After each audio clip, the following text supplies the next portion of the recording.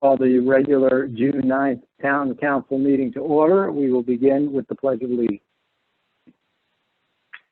I pledge allegiance to the flag of the United States of America and to the republic for which it stands, one nation, under God, indivisible, with liberty and justice for all.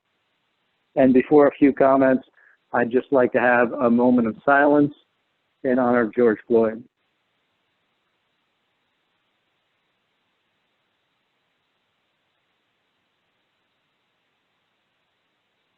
Thank you. Before we begin the regular business of the meeting, I'd just like to say a few words. Our community has shown that it can be respectful and considerate towards each other through their actions during the COVID-19 pandemic. So can we please show that same attitude while we join the national dialogue on racism?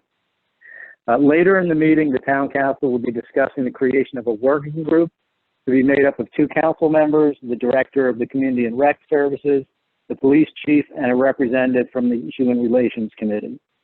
This group will recommend a charge for a new committee to be formed at our July council meeting. The goal of this committee will be to engage a diverse cross-section of our residents in a conversation regarding racism, social injustice, and the reputation of police departments nationwide and how that all affects Farmington. It is my hope that the committee will be listening to the experiences of those who feel marginalized by prejudice and address their concerns. Part of Farmington's long history is intertwined with the abolition of slavery, the Underground Railroad, and housing the freed slaves of the Amistad. We are better than petty actions such as tearing down other people's signs. I'd like to now move on to our first item of business, which are presentations and recognitions, and we will begin with the Farmington High School's proclamations. And I have the honor of reading this one myself. Proclamation reads, whereas the Farmington High School class of 2020 has proven its strength, resilience, and determination in the face of unprecedented obstacles, and whereas the FHS class of 2020 excelled in academic endeavors, such as being among the highest performers in the NGSS Science Assessment, State of Connecticut Seal of Biliteracy, National History Day, Social Studies, Harvard Economic Challenge victors, overall excellence in math, English, science, language, and literacy, record numbers in our school library for circulation, and whereas these dedicated lifetime learners will attend a variety of universities and colleges, including the most prestigious, as well as trade schools, military enlistments, and will enter the workforce, and whereas the FHS class of 2020 was outstanding in all areas of high school life, with 88 Connecticut All-Conference and 30 Connecticut All-State Music Awards, over 200 members having engaged in athletics, 17 CCC Athletic Division titles, and 62 individual recognitions, 3 state athletic titles, and 16 individual all-state recognitions, founding the first ever Farmington chapter of the National Art Honor Society, following wellness ideals of good decision-making, high character, and positive attitude. And whereas the FHS class of 2020 showed community pride through fundraising over $14,000 in multiple events, volunteering thousands of hours of time to improve the town of Farmington and surrounding communities, rebuilding homes, volunteering with seniors, and mentoring students in our inter-district program, bringing students together from different communities. And whereas the FHS class of 2020 has proven its resourcefulness through mastering the art of distance learning, celebrating milestone occasions creatively with signs, cards, and videos, educating the educators on social media, bringing Senior Skip Day to a whole new level by making March 13th their last day on campus. And whereas we believe, and we are all in this together, as one school, one community, one us, now therefore be it resolved that on behalf of the Farmington Town Council, we recognize the FHS class of 2020 for all these accomplishments and many more not mentioned, and we hereby declare June 11th, 2020 as Farmington High School Graduation Day, dated at Farmington, Connecticut, this 9th day of June, 2020. C.J. Thomas, Chair, Farmington Town Council. Congratulations to all of the students. I am first going to open up to a couple of comments. I think some of our council members would like to say a few words. Peter, you'd like to start off? Peter Master Batista, I want to congratulate all the class of 2020. It was not the greatest end that you all were looking for, but I'm sure you made the best of it. I encourage you through life experiences of my own to follow your passion, follow what you want to do, enjoy life, and take it by the horns. Go Farmington. Farmington class of 2020, you prevailed. 2 months didn't stop you. You're going to be all great. Thanks, and good luck to all of you. Thank you, Peter. Any other comments before I go to the students for their comments? Seeing none, I would like to open up the floor to the students. Anna, do you have the list of students there? We've got Matt. I could go right down the list and see if you'd like to say something. Matt Adamansky. Sure, hi. Well, first of all, I just wanted to thank the town council and the town council chair for this opportunity. I joined the student council just as a senior, and I can honestly say that I'm so proud of everyone on the council, especially during this time. We really tried our best. My co-council members have been terrific. Dr. Hurwitz, Mr. Loomis. We really had this sense of all being in this together, and I couldn't be prouder. Thank you so much. Thank you, Adam. Sia Goyle. Hi, this is Sia. I just want to thank everyone here tonight for giving us this opportunity to extend our gratitude towards the town council and all the other folks here tonight. I want to thank the town council for also all the kind words you just said. Sorry, I joined a little late. I was having some trouble joining. I also want to echo what Matt was saying. It's been a really great opportunity to get to work with such wonderful, intelligent students in the student council, and I'm really proud of everything we've achieved. I'd also like to just wish happy birthday to Mr. Fagan because it's his birthday tonight. Thank you, Sia. And now you feel our pain and having the troubles getting on to these meetings. Sarah Hennig. Hi, everyone. I would also like to say happy birthday to Mr. Fagan to start off. And also just, to reiterate what my fellow peers have said, just a big thank you for all the kind words that were said about the class of 2020.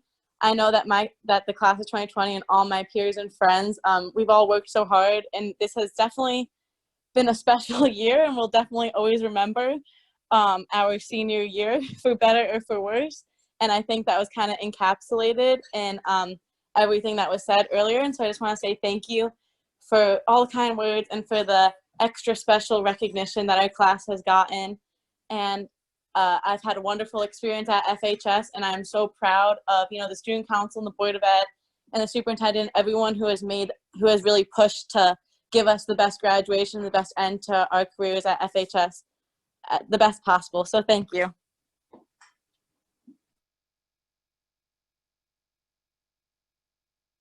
I forgot to unmute.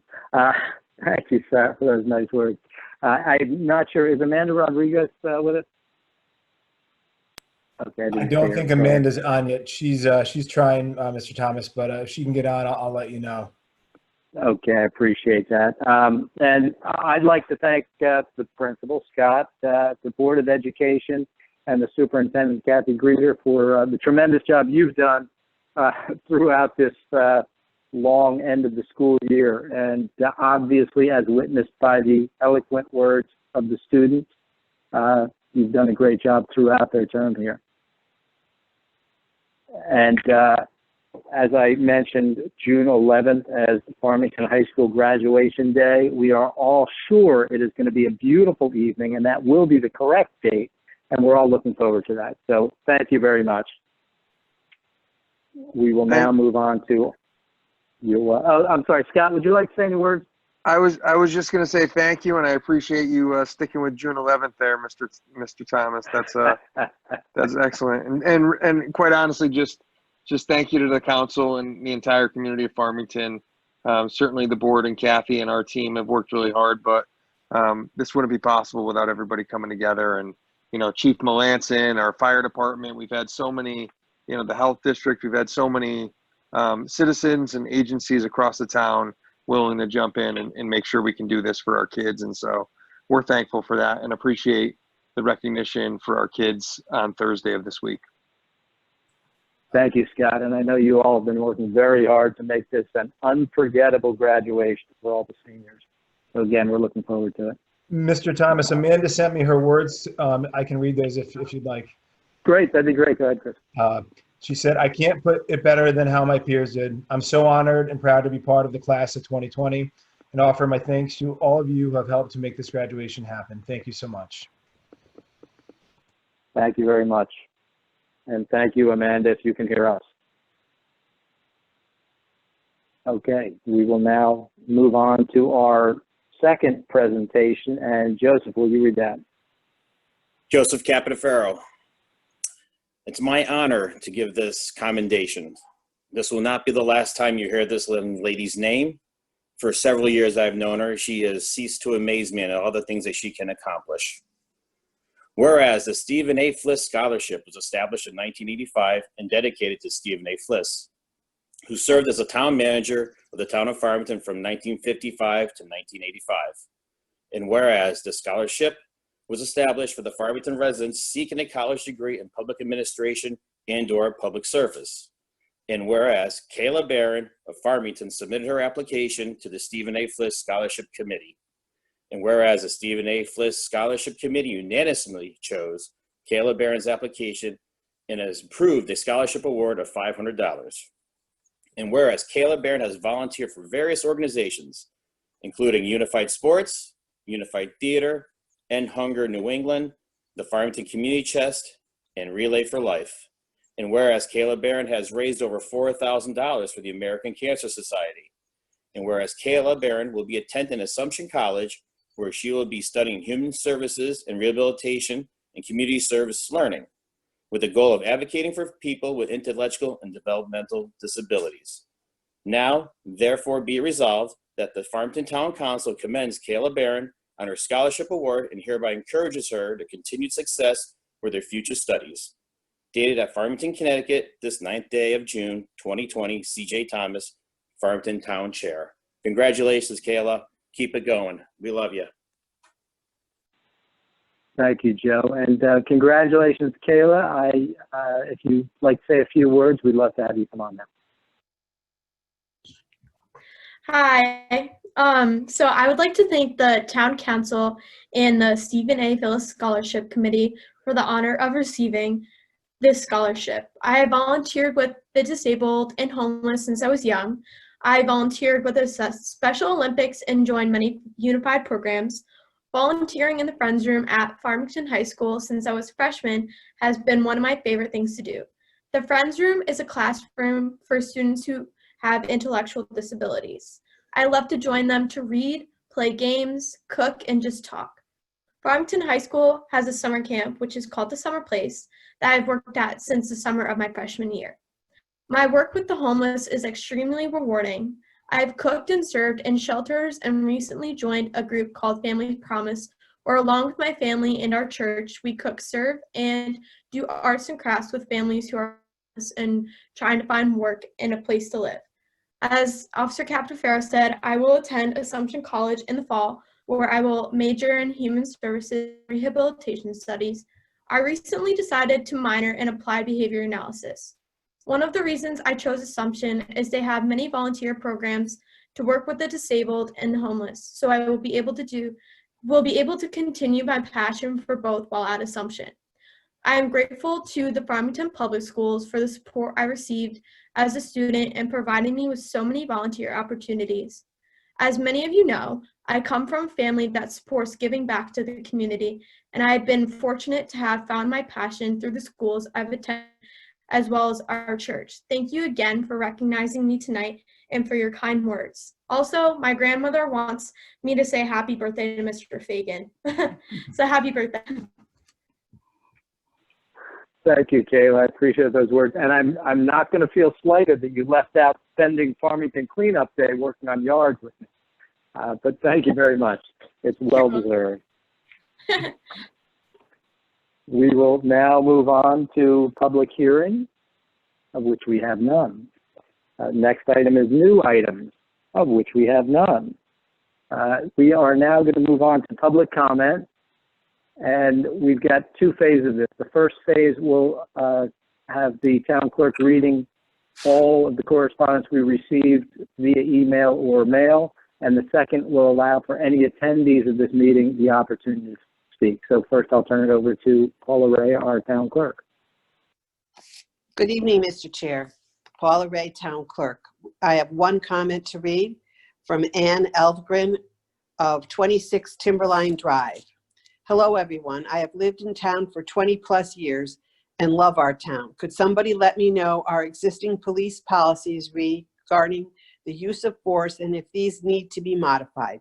Thanks for being members of the Town Council. Sincerely, Ann Elfgren. Thank you, Paula.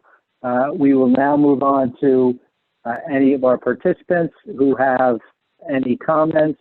Please, if you would keep your comments to 5 minutes or less and state your name and address at the beginning of your comments. Thank you. And raise your hand if you wish to comment.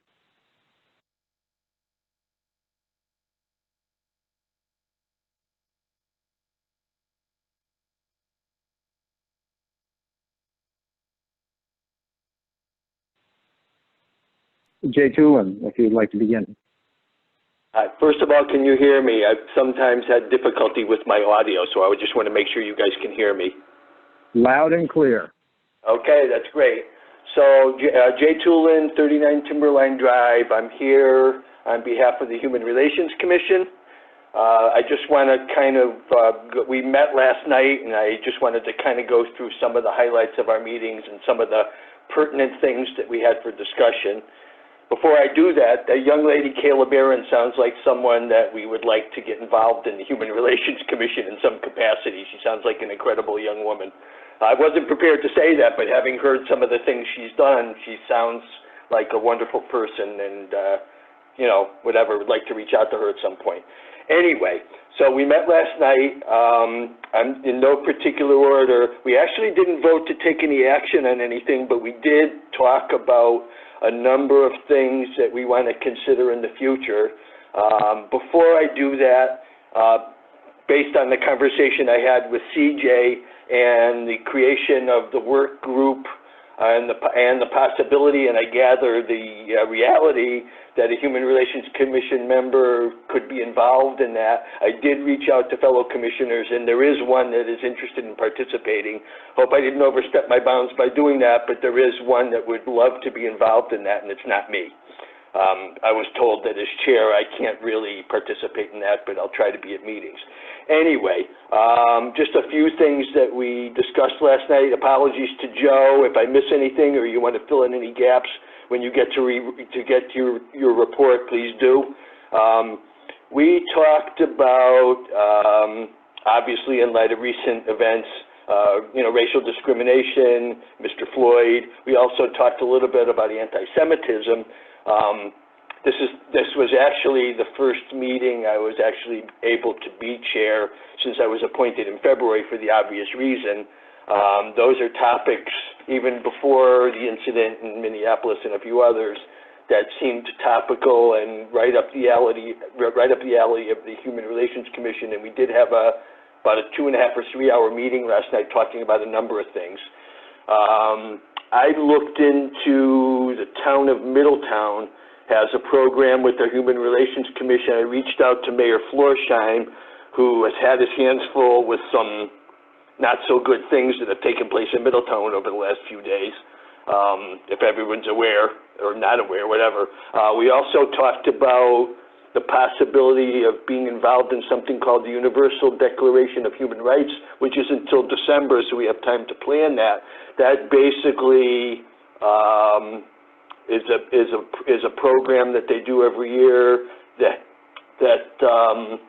it really isn't a celebration, but it's obviously something in support of or advocating for all kinds of discrimination, racial discrimination, anti-Semitism, LGBTQ, what have you.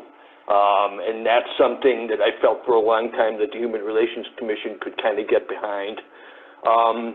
We also talked about and brought up the subject of having a stronger relationship with the Board of Education. Kathy, I think Ellen may be reaching out to you about that to just see procedurally if that's something that can happen. I brought up the subject about possibly having a Board of Education member as a liaison to the Human Relations Commission. There's a number of pending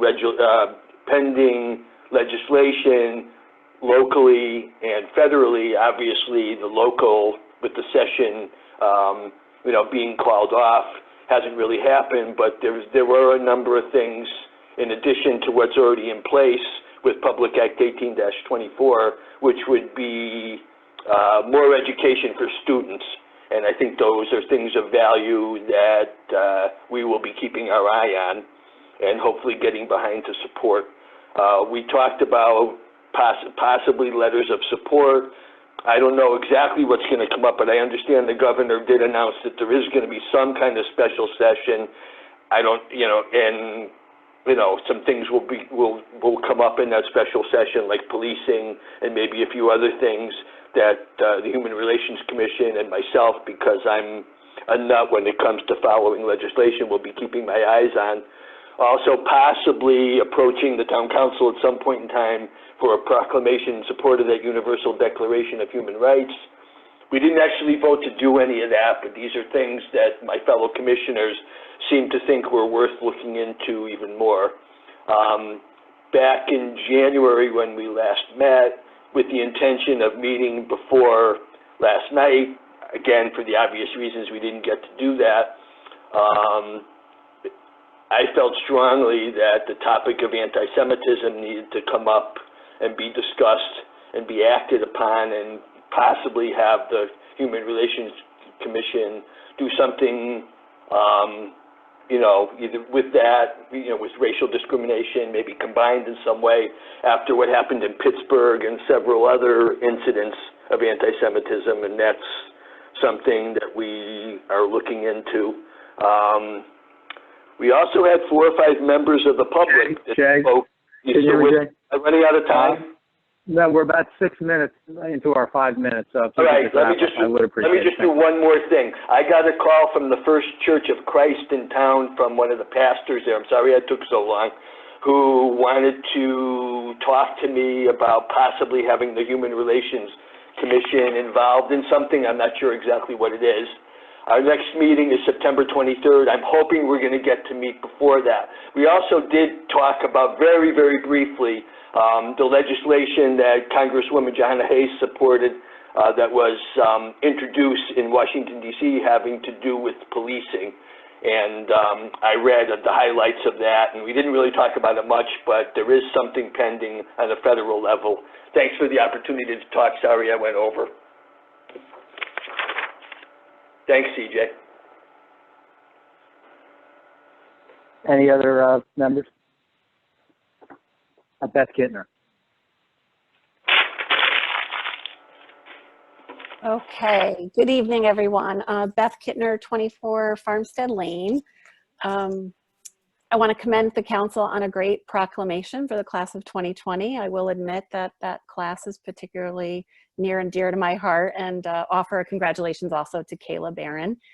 I wanted to speak tonight, just given our country's current acute struggle for racial justice in the wake of the murder of George Floyd.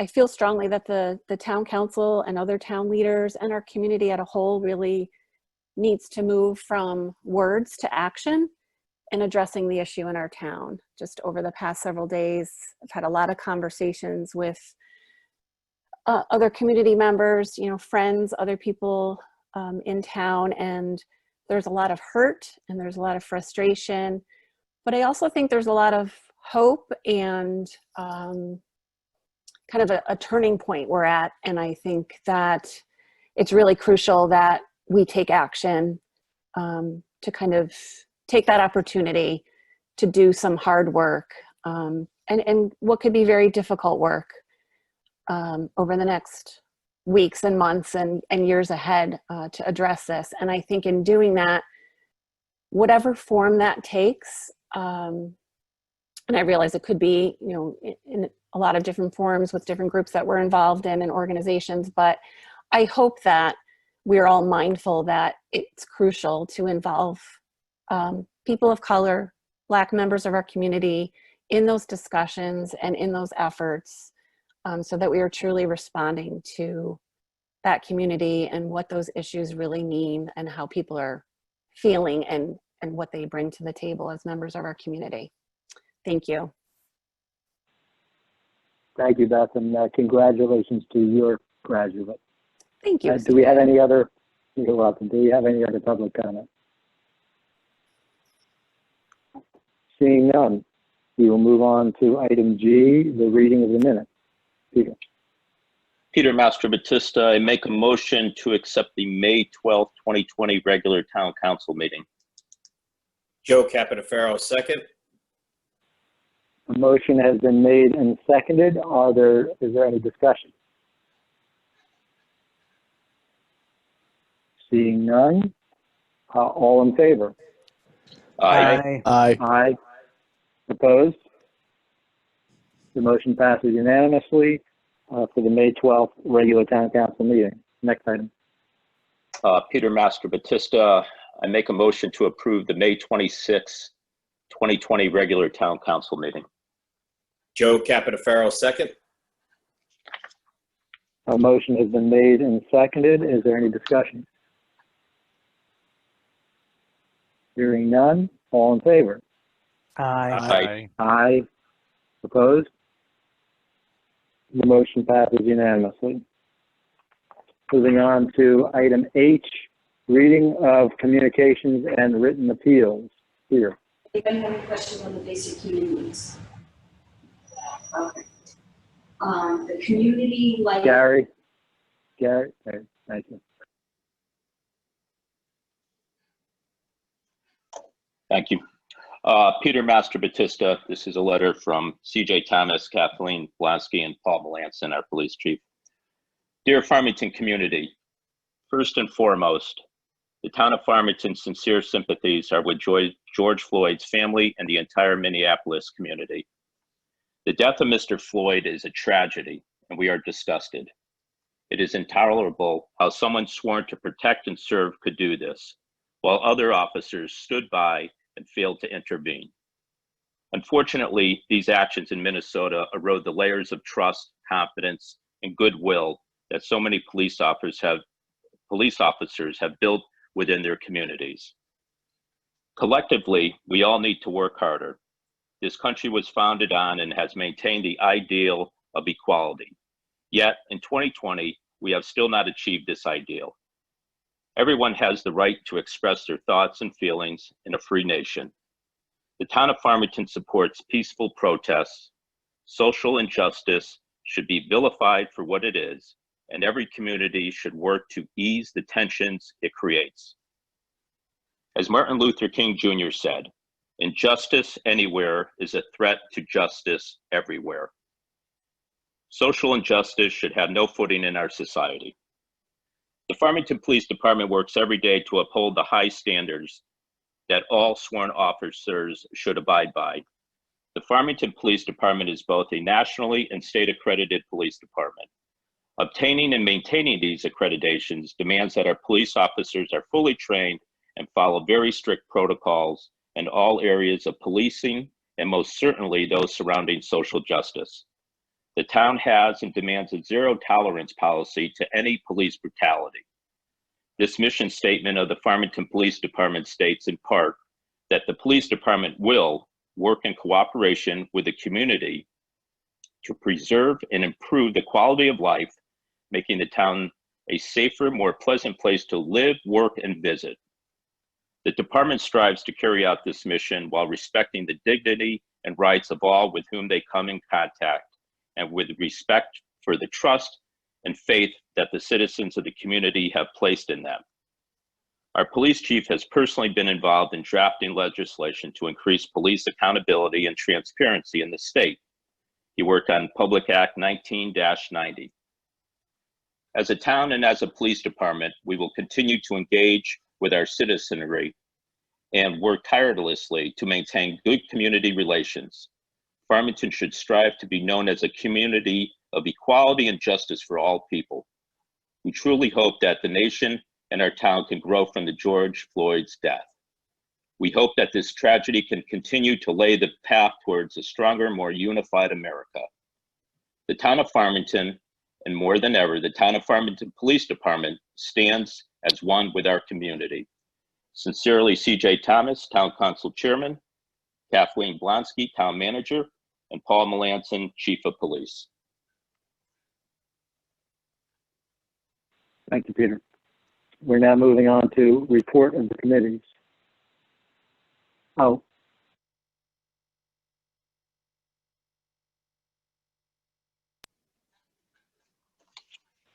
Edward, you had a comment, please.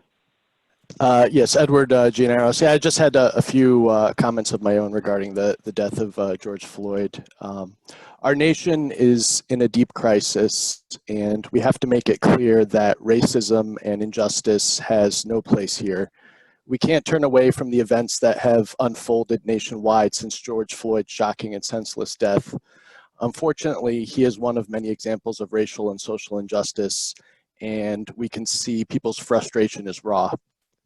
I remember back to Eric Gartner's death in New York that was eerily similar, with him saying, "I can't breathe." I thought that would be the tipping point for change, but that didn't happen. However, I do think we are at a turning point now. One hopeful sign is seeing Americans of all ages, races, backgrounds demanding change. I participated with other Farmington residents and students at a peaceful Black Lives Matter demonstration in town and felt the passion for change. We should all work together to make it clear that racism and social injustice has no home in Farmington. We need to look at our policies that work, what we need to improve, and what needs to be changed and act. If there's one thing that we've learned from our battle with coronavirus is that what each one of us does individually affects everyone else. We came to understand that we are all in this together. And when it comes to racial and social injustice, it is not something that just affects one group. It affects all of us because we are all in this together. I will work with my colleagues on the town council, our state delegation, and our human relations commission, and the police department, and others to see what changes we can implement to ensure everyone is treated with dignity and justice. Thank you. Thank you, Edward. We will be discussing this issue in a few moments, right after the chair report, when we discuss the setting up of the committee. So if anyone else would like to hold their comment until that time, I would appreciate it. We are now moving on to report of the committees. Yukon Health Committee has no report. The Land Acquisition Committee? Nothing to report. Peter Mastro Batista. Thank you. Green Efforts Committee? Chris Fagan, nothing to report. Farmington High School Building Committee? Chris Fagan. The building committee continues to meet. We are adopting a schedule. There'll be meetings monthly instead of bi-weekly. TKSP has presented the schematic designs to us that are under review, and we'll be commenting. We have a meeting tomorrow evening to solicit feedback from the committee members, and we will continue to work sort of with the understanding that there's been a pause put in place, but that this is by no means a putting the project aside. The committee will continue to work with the schematic designs, push this project forward, consistent with the guidance we're going to, as a town council, provide them as we move forward. So it's moving forward. The schematic designs are in. We'll comment on that, and we'll continue to develop those as we go forward. Thank you, Chris. Now moving on to report of the chair and liaisons. We're starting with the town chair report. I've got a few items that I wanted to discuss. One is the Big Bird Bridge. As I mentioned earlier, there are people carrying signs down from the bridge. I'd just like to clear up some initial information on the bridge in general, though. The bridge is a state of Connecticut property. It's become our community message board, and it's largely positive messages up there posted throughout the year. Over the last few days, Black Lives Matter signs have been removed from the bridge numerous times. The town of Farmington is not taking down these signs. We don't condone the removal of these signs, and as I said earlier, I think we're bigger than that. It's disrespectful to others and their opinions and thoughts. It's also the bridge itself, again, as I said, it's state property. Anything hung or left there is considered abandoned property. Unfortunately, that means there is no crime involved in someone removing abandoned property. The State Department of Transportation maintains the bridge and does not allow anything to be hung from the bridge. The police have understood the long-standing tradition of the bridge in town and have not allocated resources to enforce the clearing of that bridge or signs. So we're going to mention a committee in a few moments, and I'd like to recommend that the committee we establish take this topic as part of the community conversation. The police department itself, we mentioned in our letter to the town a few things about it. The Farmington Police Department has a long history of policies, procedures, and training that require high standards. We do have a zero tolerance for police brutality, for targeting individuals based on race, and for any conduct that is unbecoming an officer. The department is looking forward to partnering with the community and being transparent about the use of force policies and procedures used in Farmington and potential to those any changes if they're warranted. Now, the other items I've touched on, creating a committee. We'd like to create a committee to come up with a town action plan around racism in our society, social injustice, and the reputation of police departments nationwide and how it affects Farmington. The first step will be to form a working group to recommend a charge for this committee. So this will include 2 council members, and I'm asking Joe Capitaferro and Edward Giannaros to be those 2 council members, the police chief, the director of community and recreation services, and a representative from the Human Relations Commission. The working group will recommend a charge for a new committee who will seek feedback from a diverse cross-section of Farmington's population on these important issues. The new committee will be formed in July at the July Town Council meeting, and it will immediately begin the work to complete their charge and analyze any action items that are recommended. So I'm going to open up the floor now to the council members for any questions they may have. So please raise your hand with any questions.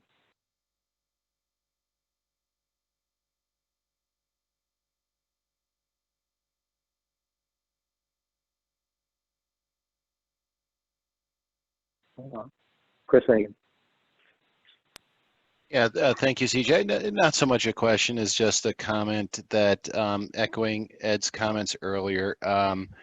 I appreciate our undertaking in this regard, and I look at myself as every day I can do better personally, and I think as a community we can do better in light of these events that are happening around us and around the country. So I applaud our efforts in here. I would just like to say, having worked as on the Board of Ed as chair of the Board of Ed and working with Paul, that I want to congratulate Paul for all his efforts. I think we have a superior chief of police here in town, and Paul will work with us. I mean, we all have to work better to do better. I mean, we're constantly improving. I mean, but by no means.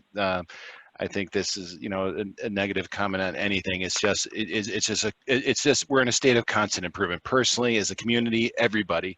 And I just want to applaud our efforts to you know, go down this road. So thank you very much.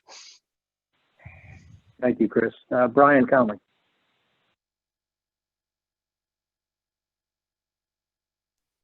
Thank you, CJ. This is Brian Connolly. I had a couple of comments I was going to make earlier when Ed spoke, but I think I'm going to roll them in here to my question about the committee, which I think is a wonderful idea. And my statement is, just hearing that another Black man has died at the hands of police, it's hard to grasp the inhumanity of this, as this does not happen in our community. And yet it continues, and I feel I have to say something. And I really want to just reiterate that, for me, Black lives matter. That does not mean I don't believe that all lives matter is not important, but that's not the focus here for me. Black lives matter. That doesn't mean I do not support our police. I do, but that is not the focus here. It's important really to people hear that Black lives matter. What is happening nationally and in Minneapolis and in cities and towns around our country and even in our state is a persistent tragedy. And as a citizen and town council member, the solutions seem to be overwhelming. But I believe that we can act locally to initiate change, which can be a spark to encourage change beyond our borders. I strongly want to be an advocate for Black Lives Matters and for the equal rights of all. It's why I wanted to be a town council member. And CJ, as you mentioned earlier, Farmington is proud of its history with the Underground Railroad. So you would think it's not a stretch to continue to advocate for equal rights. And yet it seems we still have much to do. As a white man, I have to say that I value and I actually need the guidance of individuals with the life experience needed to help me and others better understand the issues that need to be addressed. Their priorities to this position is important. And this will help make Farmington a premier example of racial equality. That is what I think we want to be. I think it's what we've always aspired to, but there is still work to be done. So I just want to say to all those who agree with me, your life experience needs to be the foundation of our plan for being a better community. And I challenge all of us to being open to understanding the position of others, as making others safer, stronger, and more engaged makes all of us safer, stronger, and more engaged. So really, to my question earlier is, when I heard everyone who was going to be on the committee and that we were going to be seeking feedback from people in the community of color, Black people in the community, and because I am uncomfortable, I don't know, I hope I don't offend anyone if I don't know exactly how to refer to people, because I don't want to offend anyone, and that is just me, and that's something that I need your guidance in. How do we talk about these things using language that is comfortable for everybody? But we just can't have people seeking feedback. They need to be at the table. They need to be there through the entire thing, and they have to be heard, and we have to make that the foundation of how we move forward. So I just wanted to say, as much as I appreciate the input of all the folks who are on that committee, I'm sure there should be, and I'm sure there might be, but I just did not hear that we're going to have people of color at the table making sure that their voices are represented through the entire process. Is that part of the plan? That's my question. Sorry, my mute button again. Yes, Brian, what we're putting together tonight is a working group to create a committee. So clearly we need a committee that is diverse. I think I mentioned that earlier. And we are not trying to make assumptions. We're trying to draw in our community members who truly are affected and do have the life experiences. You know, we need to listen, I think, much more than we speak. So we need the people who have something to say and people who have these experiences that we all can draw upon. So yes, Brian, appreciate that. We absolutely need to draw in all of our community, and particularly those who feel affected by this. Thank you, CJ, because I think that we should not be the only ones making decisions about moving forward, since we do not have the life experience that we're hoping to address. Thank you. I agree 100%. Thank you. Edward. Yes, Edward Gianaros. I made kind of my comments earlier, but just a few quick comments. I look forward to serving on this committee with Joe Capitaferro, the police department, a member from the Human Relations Commission, and the whole rest of the community.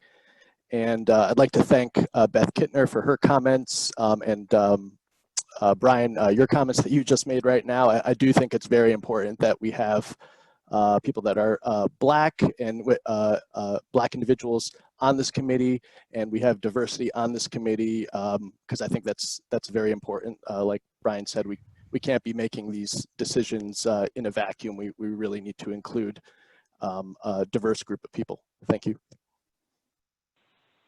Thank you, Ed. Does anyone else have any comments from the council? Okay, I see no other hands raised. And thank you all for your input here. And again, I truly foresee a committee as a committee that is listening, so we can take action not on what any individual one of us would think on the council, but what the affected citizens who are living a different life than you or I may be living, and trying to draw on their life experiences. So the working group will come back and we'll set up this committee in July. So thank you very much. That is the sum of my chair report. I will now go on to the Board of Education liaison. All right, this is Chris Fagan. The Board of Education, the last meeting, recognized the valedictorian and salutatorian, end of the year awards.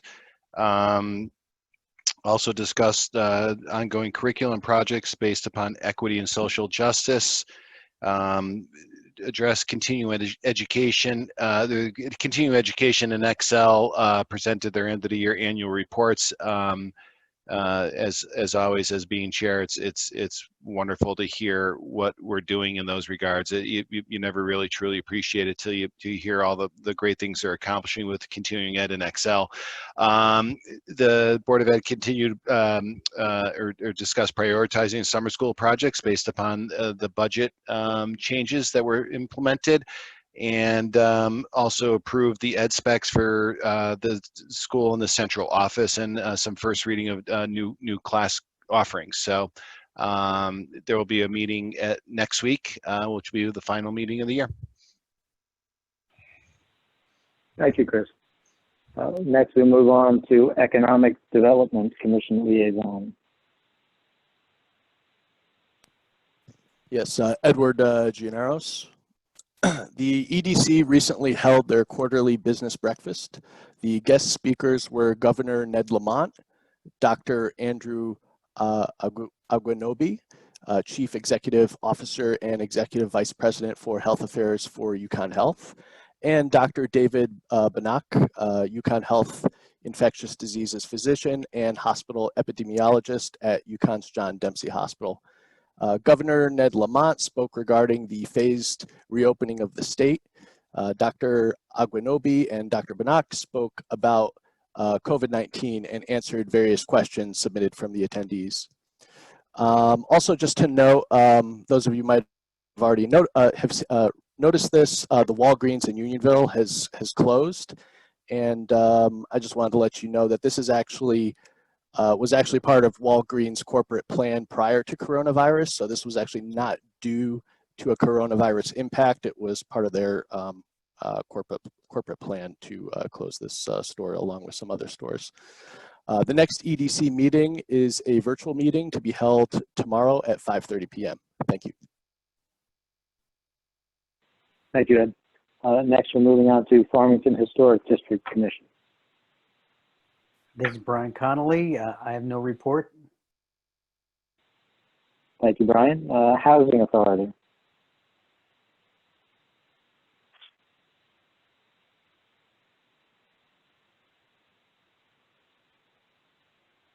Okay, we'll move on to Human Relations Committee. Joe Capitafaro, I believe Jay hit all the points when he spoke earlier. Thank you. Thank you very much, Joe. And Library Board. Gary Palumbo, I have nothing to report. Thank you, Gary. Town Plan and Zoning Commission Liaison. Joe Capitafaro. One meeting passed. They did have an application for a resident on Mountain Road to be able to land his helicopter and to increase a size of antenna that he had in his yard.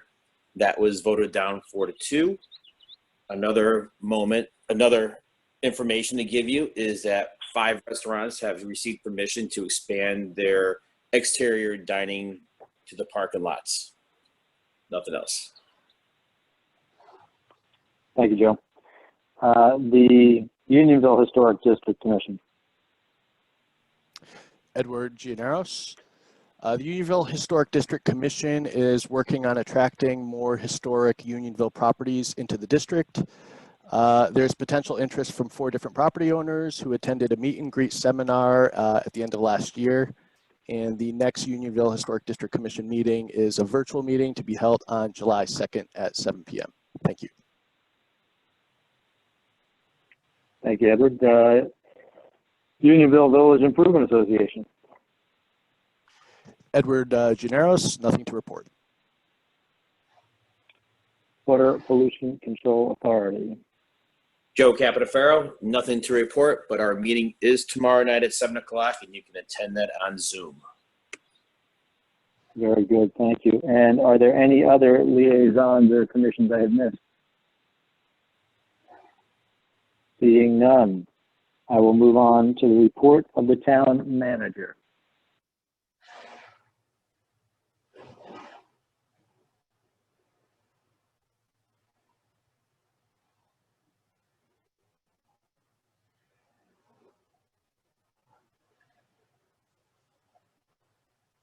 We're planning on opening our, oh, I'm sorry. I think I was muted. I'm sorry, I'll start over. Kathy Blonsky, Town Manager. I'll start out with the COVID updates. The first thing I'd like to say is that we've been working towards phase 2 of the COVID, opening up the town hall. Some of the things that we are doing is that we're going to be opening up the tennis courts fully. We're going to be bringing back our picnic tables. We are getting ready to open up the town hall tax office to the public. The tax office has expressed a strong desire to open the office to the public sometime during the week of June 23rd, shortly after the tax bills are mailed out. To do that, there's quite a lot of preparation that has to take place, and several physical changes need to be made to the tax office and the hallway leading to the tax office. I'll just give you some examples that we're going to have plexiglass barriers installed in the tax office. We're going to have plexiglass barriers in the hallway. We're going to have the arrows leading people in and out of the town hall. It is likely we'll have someone in the lobby of the town hall as a monitor to make sure there's not too many people coming into the building. We'll have 6-foot intervals and following all social distancing. So this is, we're really gearing up. The tax department would like to have the building ready to open to the public for people that do pay their taxes in person. So we are doing that. The other thing that's happening on phase 2 is that we're working towards the summer camps, and we're looking for some more guidance on that, and we're looking for, we're going to be working with the school system, and we're having a meeting this week about that. So that is my COVID updates, but I'm going to turn it over to Joe Swetke, and he's just going to give a financial update for to the council. Kathy, this is Joe Swetsky, Director of Finance. Just a quick update on where we are with the tax deferments. Currently, we have 70 applications. The total deferments to date are close to $350,000. So they're mostly they're primarily residential applications. We have a few business applications, but the majority of the 70 are residential applications. In terms of finances of the town, we did see a significant decrease in revenue over the past 3 months. April and May were particularly bad months, but we are doing okay. we should end the year in a positive position. We went into this whole pandemic financially very strong. And even though we are seeing a hit on the revenue, we are having savings on the expenditure side, which should offset any revenue losses that we are going to experience. And we're just gearing up now to start the next fiscal year. We still have a couple of freezes in place, which we hope by July 1st we'll be able to lift if our financial performance continues the way it's going right now. Thank you. I don't know if anyone has any particular questions to Joe and I on the COVID updates or at this time. Edward? Thank you, Edward Gineros. Yeah, just a quick question for Joe. Thank you very much, Joe, for the update on the tax deferment program. I was wondering, just out of curiosity, of the 70 that opted into the program, do you know approximately how many are on a payment plan? If you could speak to that, thank you. I do not know how many are on a payment plan. We don't have a lot of payment plans. But I'm not sure how many of these 70 are on a payment plan, but I can get you that information though. Okay, yeah, I'd be interested to know. Thank you. It doesn't look like there's any other questions on the COVID-19. I'll move on to Westwood's Upper Elementary School Playground update. Just to let you know that Westwood's Upper Elementary School Playground is nearly complete, and there will be a groundbreaking ceremony in the near future, and the town would like to do proclamations for the Community Chest and Lions Club and the Board of Education for their efforts in completing this playground. So just more to come on that. I know many people had been interested, and there was a great volunteer effort and a great group that was working to get that accomplished. The next item I have, and we'll go through the PowerPoint on this, is the strategic plan. And, oh, I'm sorry. That's later in the agenda. That's it for my manager's report. If there's any questions? Okay, seeing no other.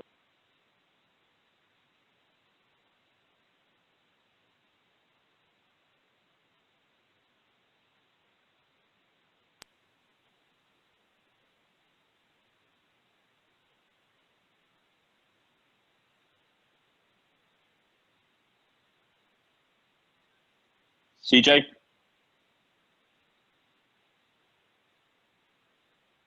Hello.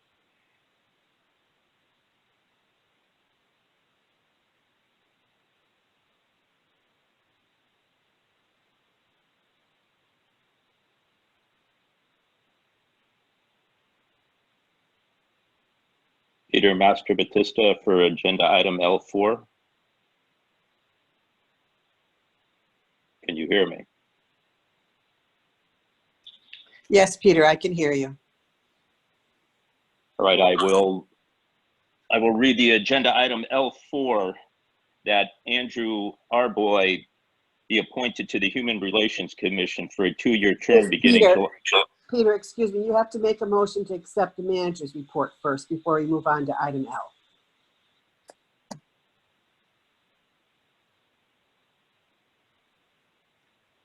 Peter Master Batista, I make a motion to accept the town manager's report. Second. Chris Fagan. Second.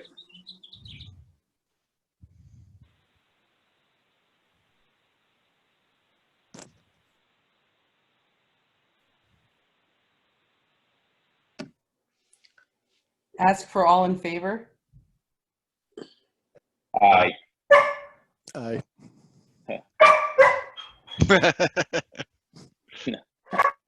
Is that CJ?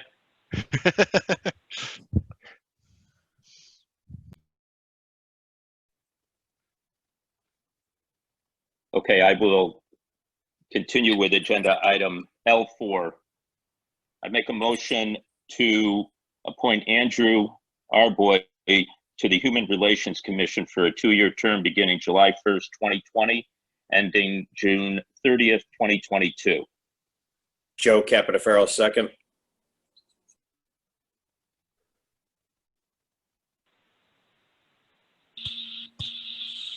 Peter, can you please spell the gentleman's last name for me? ARBOE. Thank you. Hello, can you hear me? Yes, Yes. we can hear you. Thank you. Okay, we've got a motion and a second. All in favor? Aye. Opposed? The motion passed unanimously. Peter Master Batista, I make a motion for agenda item L5 that Christine Mergenthaler be appointed to the Human Relations Commission for a 2-year term beginning July 1st, 2020 and ending June 30th, 2022. Joe Capitafaro, second.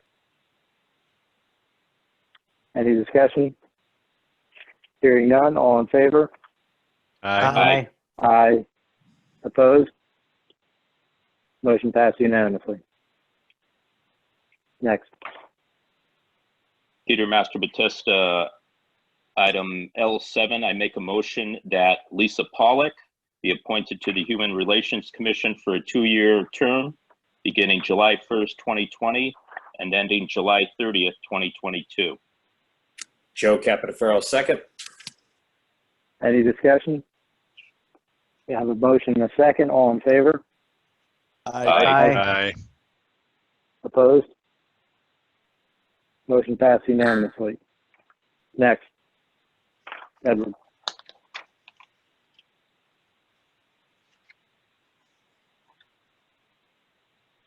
Edward, you're up. Yes, Edward Gianeros. L3, I make a motion that Jay Tulin be appointed to the Human Relations Commission for a 2-year term beginning July 1st, 2020 and ending June 30th, 2022. Second, Brian Connolly. Any discussion? We have a motion and a second. All in favor? Aye. Aye. Opposed? Motion passed unanimously. Next.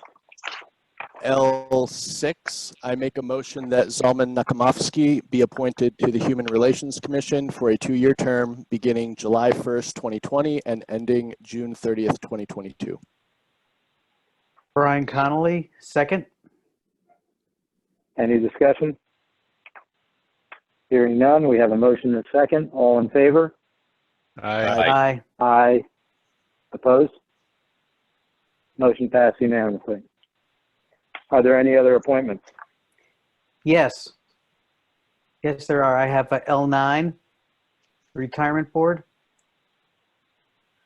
That Rob Hewlin be appointed to the Retirement Board for a 2-year term beginning immediately and ending January 2020. Second. Any discussion? Yeah, just quickly, January 2020, hasn't it already passed? Did I say 20? Yes. 2022. Okay. Sorry. Thank you. Second. Thank you, Chris. Okay. All in favor? We have a motion and a second. All in favor? Aye. Aye. Opposed? Motion passed unanimously. Next. All right. Agenda item L10. That Dave Wolkowski be appointed to the Retirement Board for a 2-year term beginning immediately and ending on January 2022. Second. Much better. Any comments? Hearing none, we have a motion and a second. All in favor? Aye. Aye. Opposed? Motion passed unanimously. Do we have any other appointments? Okay, moving on to old business. Seeing none. Moving on to new business. Item N. Oh, stop.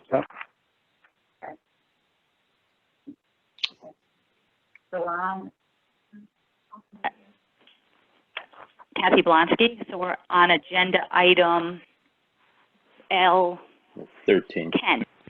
L13, thank you. Peter Master Batista, agenda L13, I make the motion that Halloran and Sage be appointed as Corporation Counsel for the period of June 20th through January 2022. Joe Capitafaro, second. This is based on Goal 23 of the Town Manager's Goal. The Town Council established an ad hoc legal service committee to solicit requests for proposals, RFPs, responses for legal services. We received responses from 15 different firms and invited 8 firms to interview. Peter and Brian were our subcommittee. Halloran and Sage has been our Town Corporation Counsel since 2012. And our committee is recommending that we appoint them for another 2-year term. I don't know if Peter or Brian want to add something to that. At this time, Kathy, no. I thought based on Halloran and Sage's experiences with the town right now that they are well suited to meet our needs at this time. Yes, Brian Connolly, absolutely, Kathy. I think they know us very well, and they've done an excellent job for us, and they're well positioned for the issues that may be coming up in the future. Thank you. Okay, we're looking for a motion. All in favor? All in favor? Aye. Aye. Aye. Opposed? Hearing none, the motion passed unanimously. Peter L14. Master-Batista. Peter Master-Batista, agenda item L14, that Duncan Forsythe be appointed as Assistant Corporation Counsel for the period of June 20th, June 2020 through June 2022. Joe Again, Capitafaro. Joe, go ahead, Joe. Joe Capitafaro, second. Kathy Blonsky, Town Manager. If you remember that part of our charter, we do appoint the Corporation Counsel, which is the legal firm, and then we appoint an Assistant Corporation Counsel, which we consider the Town Attorney, and our group is recommending that we continue with Duncan. Thank you. We have a motion and a second. Any discussion? All in favor? Aye. Aye. Aye. Opposed? Motion passed unanimously. Next.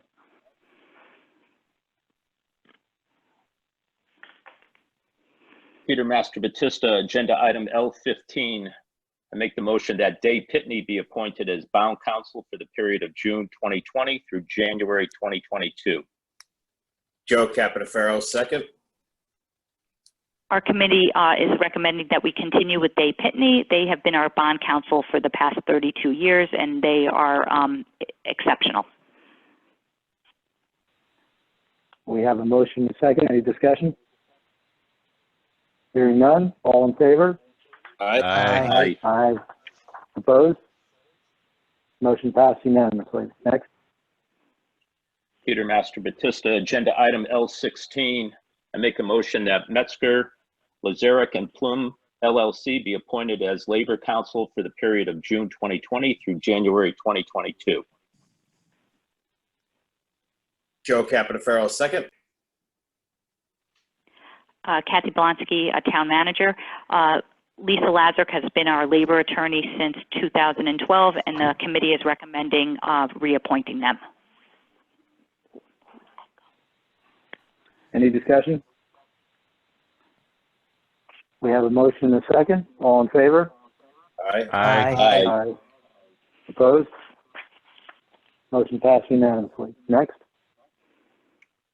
Peter Master-Batista, agenda item L17. I make a motion that Updike, Kelly, and Spalacy be appointed as Land Use Environmental Counsel for the period of June 20th, 2020 through January 2022.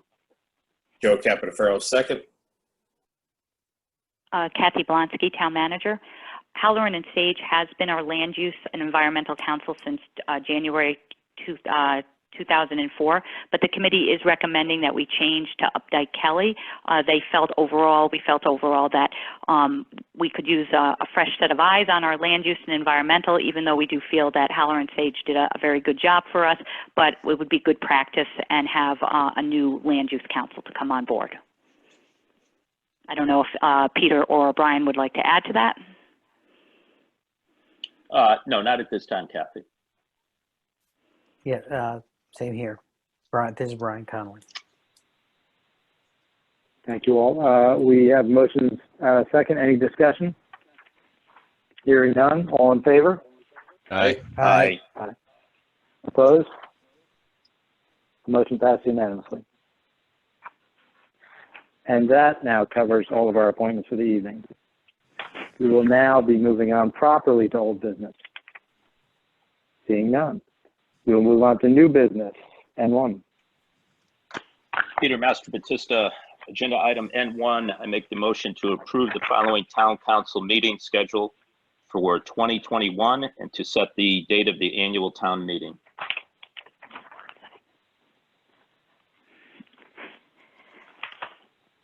Kathy Blonsky, Town Manager. On the board is our new town meeting schedule. As you can see, it's our typical schedule. It also has the annual town meetings and the budget workshop. And just a clarification, I'm looking at the screen here. Peter, you said the meeting schedule for 2021, it's for 2021. Okay, great. Thank you. There's a typo in the hard copy of the agenda. Thanks. Yeah, I said 2021. Yeah. Any questions on the town council meeting schedule? Did you second that? I think Joe, did you second that? Yes, I did. Very good, thank you.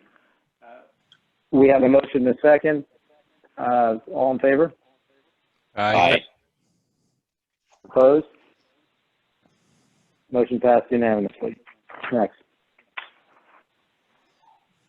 Peter Master Batista, agenda item N2, to approve a one-year extension of the volunteer firefighter contract due to expire on June 30th, 2020.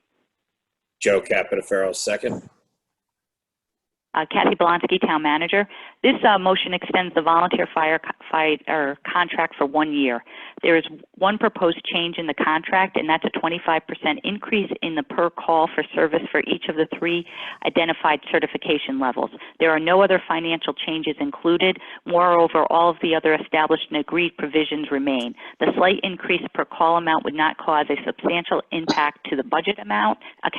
This minimal increase would show support to the volunteer firefighters who ensured essential services continue to be provided to the community through the ongoing pandemic. It's anticipated that a longer contract will be negotiated next year. So I would be recommending this to the council. Just one low, it is a 25-cent increase, not a 25% increase. Oh, did I say that? Sorry. Okay, we have a motion and a second on the table. Any discussion? Hearing none, all in favor? Aye. Aye. Opposed? Motion passed unanimously. Next.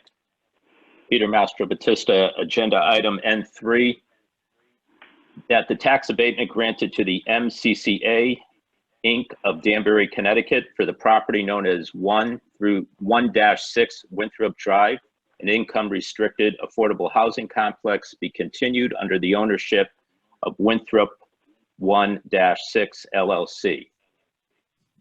Joe Capitafaro, second. Kathy Blonsky, Town Manager. Just in the note, in November of 2000, the Town Council approved a 40-year tax abatement agreement with Winthrop Drive Cooperative, Inc. for rental property located 1-6 Winthrop Drive, which is income restricted. Since the Town Council's approval of the original agreement, the following activities have occurred. In April of 2013, the Connecticut Housing Finance Authority Small Properties foreclosed on the property and gained absolute possession on June 5th, 2013. In September of 2013, the Town Council agreed to CHFA's request to transfer the tax abatement agreement. In 2015, after the town agreed to transfer the tax abatement agreement to MCCA Inc., CHFA sold the property MCCA Inc. of Danbury, Connecticut. At this time, a local company known as Winthrop 1-6 LLC is attempting to purchase the property from MCCA Inc. Winthrop 1-6 LLC currently owns and maintains approximately 50 apartment units in the area. They intend to maintain the property as income-restricted affordable housing. This would be their first venture into affordable housing. This transfer of the tax abatement agreement is allowable under the original abatement agreement, so as long as the intended use of the property is not changed. This tax abatement totals $25,005. And if you have any questions, I'll be more than happy to try to answer them.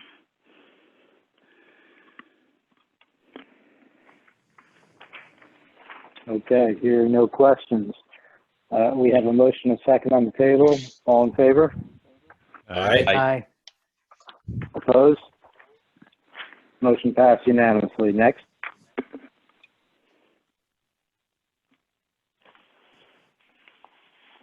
Agenda item N4, Peter Master Batista, to reprioritize the timeline for strategic plan, town manager's goals, and to create the attached ad hoc committees. Joe Capitaferro, second. Kathy Blonsky, Town Manager. We spoke about it at our last meeting that due to the COVID-19 and the recent reductions in the fiscal year 2021 budget, I was going to put together a reprioritize of the timeline of the strategic plan and also my thoughts of the tentative schedule for the ad hoc committees. I thought if CJ, if you agree, I could just maybe just run through them all very quickly. They'll be on the screen, and then if anyone has any thoughts and changes, we could add that to them. So if that's okay with you, CJ? That's good. Please do.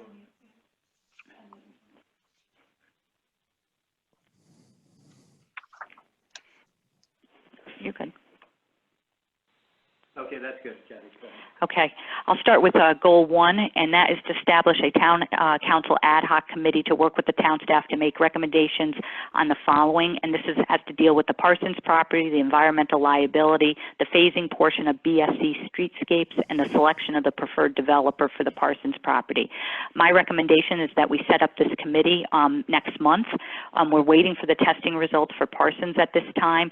We have designed in-house the phasing, the sidewalk plan for Main Street, and we have to look at the phasing of it, and depending on cash flow when we'll be able to go out for bid for that. So my idea on that is that we would be setting up this committee it's the ad hoc committee in July. The next item, goal 2, is the affordable workhouse housing goals, and I'm not recommending any change for that. Number 3 is are to improve our traffic problems, including meeting with the State of Connecticut's Department of Transportation. One of our goals is with State Project 260, the Route 4 project, and that's to conduct a review and options for a post-construction traffic study. I'm recommending that that's to postpone based on the COVID. We've had not the normal amount of traffic on Route 4. The low SIP project South Road, Route 6, I'm not recommending any change on that. Goal 4 is to continue to evaluate the potential additional river crossing. I'm not recommending any change on that. Goal 5 is to needed support to ensure that the Bicycle Advisory Committee develops new goals. I'm not recommending any change, but it should be noted that it is behind schedule and it's COVID related. They have not been meeting as much as they would have been. Number 6 is an ad hoc committee to work with the town staff to work with on Chapter 169, streets and sidewalks. There's no change on this, but I would say this again is somewhat behind schedule because of COVID related, and I'm recommending we set up this committee after the Goal 1 ad committee has completed their work, and that would be in the fall or the winter. Goal 7 would be the remaining financial aspects of the wastewater treatment plant. I'm not recommending any change with that. Goal 8 is the Farmington High School Committee. There's no change. It's suspended or paused, and it's COVID related. To approve the fire department statement of needs, building committee, that's postponed. I'm recommending to the spring of 2021, and that's budget related. Number 10 is to work with the Farmington Cemetery Committee to identify the land that would be suitable. No change on that. Number 11 is the Land Acquisition Committee, and I'm not recommending any change on that. Number 12 is our Yukon Committee. I'm not recommending any change on that. And on number 13, it would be recommending the ad hoc committee to explore various quality of life features that enhance a sense of place. I'm recommending we postpone that to 2021, being COVID related, that would be a committee that our economic development director would be leading, and she is doing other things at this time that I think are with the business community that are COVID related. So I just think that we need to postpone that until 2021. Number 14 is meeting with our state delegation. I'm not recommending any change. Exploring a partnership with the Farmington Trails Council and neighboring towns. No change on that, but it is behind schedule and that's COVID related. Explore Farmington, goal 16, no change on that. The annual budget, no change on that. An ad hoc committee to recommend a policy establishing it where the employer matching contributions for the Farmington Public Schools will be budgeted every year, no change. That would be a committee starting in the winter of 2021. Then goal 19 is an ad hoc committee to review property tax relief. I'd say that that's postponed to the fall 2020. Recommend setting up the committee in the fall 2020. Number 20 is no change. Number 21 is our just managing the departments. There's no change. On 2022, the town manager's goals and objectives, no change. Number 23 is our legal services committee. That we just completed that tonight, so no change. 24 is no change. 25 is our green efforts committee, no change, but that is behind schedule because of COVID related. Number 26 is our Tungus Mead plan, and there's no change on that. And number 27 is the research, the best practice in conjunction with the Farmington Trails Council that has to do with water bottles, water fountains. I'm recommending postpone to 2021, and that's COVID related. And then the next document is showing just what I just talked about, was that the goal 1 is that would be a town council ad hoc committee. Recommend the committee to be set up in July. Goal 6, streets and sidewalks, the fall and winter of 2020. Goal 9, the fire station building committee, evaluate for the spring of 2021. Goal 13, quality of life, sense of place, should be reevaluated in 2021. And goal 19, tax relief, reevaluate in the fall of 2020. So this again is our guiding document, and I think that when we talked about it in January, we had some different timelines for these goals, and based on the COVID-19 and based on our budget, I think some of these things, the timelines need to be reprioritized. So I don't know if you have anyone has any questions or comments. Edward? Thank you, Edward Gianeros. Thank you, Kathy. That was very helpful, and I think a lot of your recommendations make sense. Just one thing is, can we add an item for the new committee we were just discussing this evening regarding racial and social injustice? Yeah, yes, that makes sense. What I can do is, if you remember maybe we can even go back to a couple of slides, Anna, for what our charge would be. We can do that. You know, what the action is, so we can look at that. We're having a lot of technical difficulties today up here, so bear with us. Yeah, so Edward, maybe something like in the council, something like that, that we'll put to create a committee, and I'll add that to our goals. That'd be great, thank you. Does anyone else? Okay. Seeing no other questions.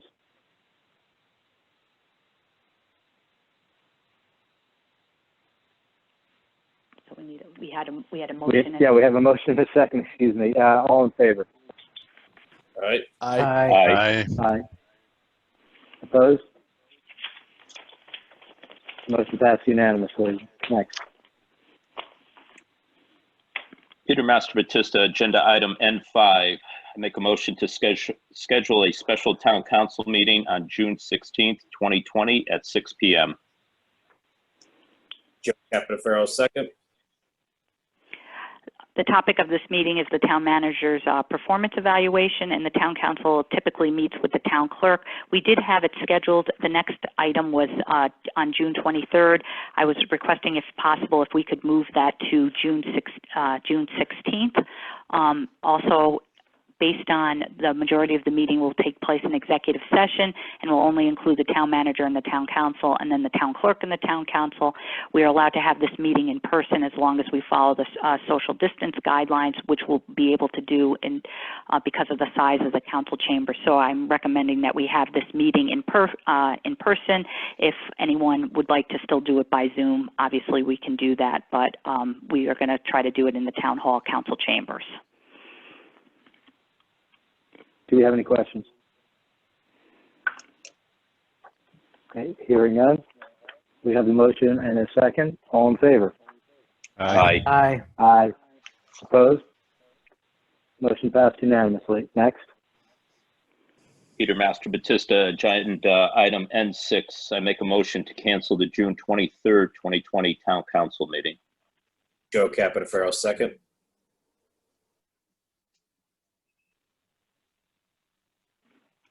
Oh, I'm sorry, this is to cancel the June 23rd meeting, which we talked about on the last agenda item. Any discussion?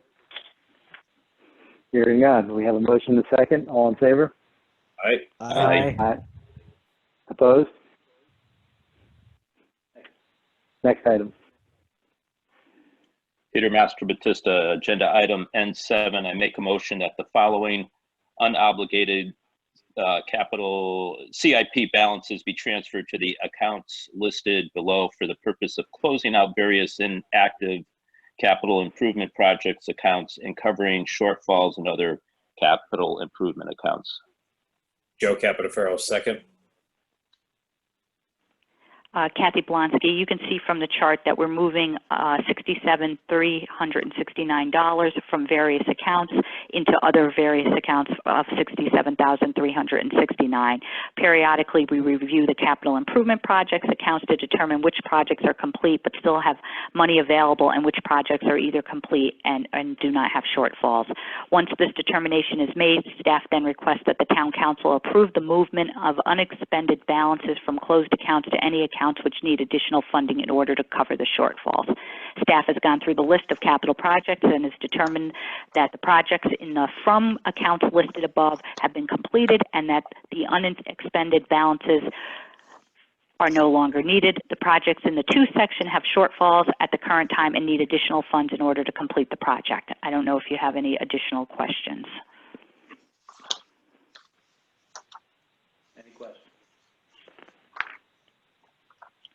Hearing none, we have a motion and a second. All in favor?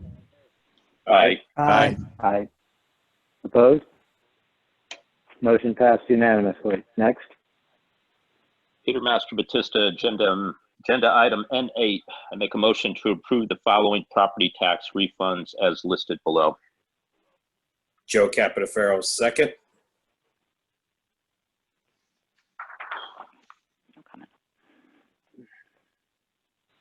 Okay, any questions or comments on this list?